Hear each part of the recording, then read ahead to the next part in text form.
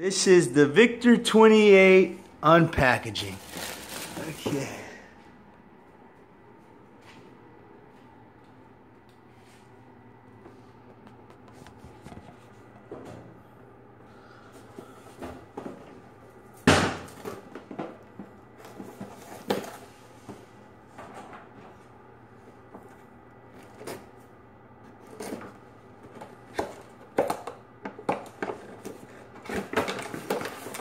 Little bitty boat. Very small boat. Those guys must have some little hands or something. Because they were saying it's about a foot tall, and I'd say it's about 10 inches long. It's a pretty nice boat. I mean, this is I was gonna look at this double horse or something like that. I can't believe it was. It had a million billion bad reviews, but it had two motors on it. It did not have this. It did not have the rotor or whatnot. A little confused why this only has one of these stabilizers instead of two. I'm interested why it wouldn't have two stabilizers, especially with that being over there. Maybe I'll figure out something later on. But basically, this is what you get. You get the little display stand, which I could have sworn it had little holes in it and was like kind of metal looking, but I'm sure it wasn't metal. This is pretty heavy duty right here. It has a nice shaft on the outside, and then this little bitty blade. I would probably want to do something to that, get it modified, maybe get the 4 blades, but that's another day.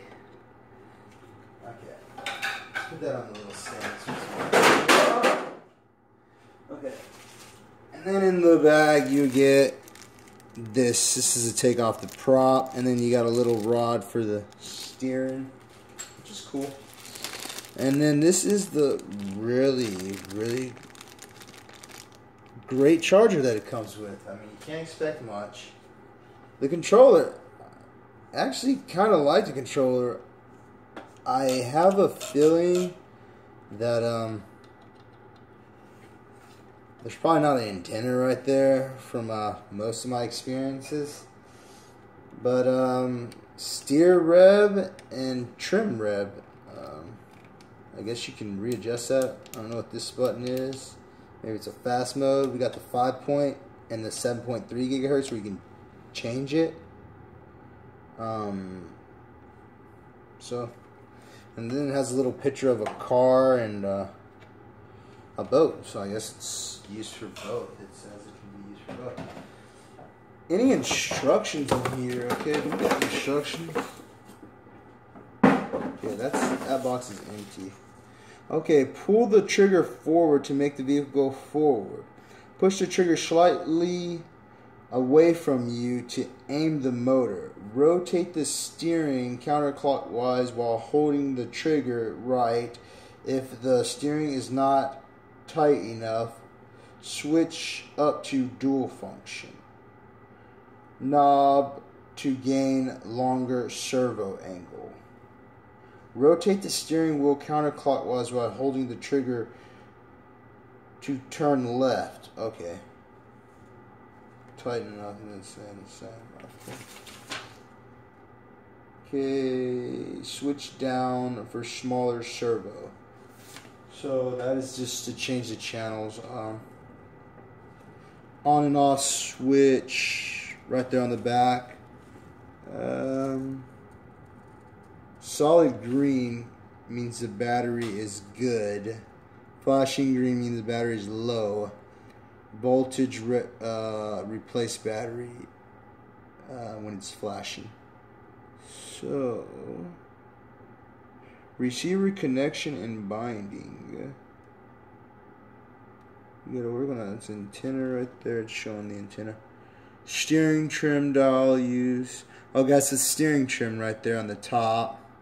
The steering trim dial is used to adjust the steering trim when the wheel is centered. Rotating the dial changes the steering trim. The steering trim is rest position. Normally, the steering trim is adjusted until the vehicle track is straight. And what are those other little buttons on the side? There's some 2 little buttons on the side. I've seen them. Oh, here they go. Throttle reverse switch switcher. Okay, so I guess it has reverse. Steering reverse switcher. Well, that's cool that it has reverse, because a lot of boats, believe it or not, they don't have reverse unless they're hobby grade. I don't even know. I think that's the cheap ones that have the reverse, and the hobby grade ones don't have the reverse.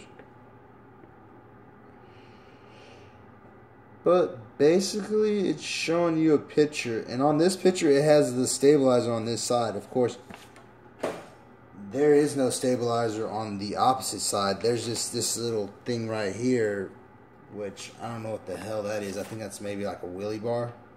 Maybe it's like wannabe brakes for a thing, whatever.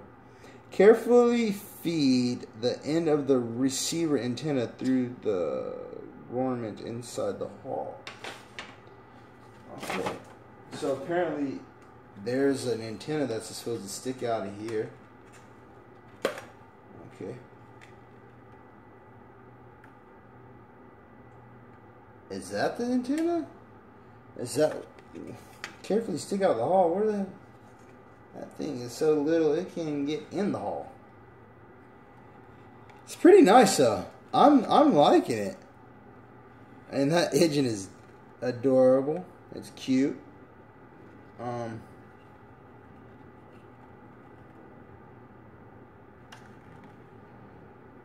Not really sure how it works, how that works. It's no like electricalness or whatever, but I think I'm gonna turn the tube. I got a warranty, but I'm sure that won't void the warranty.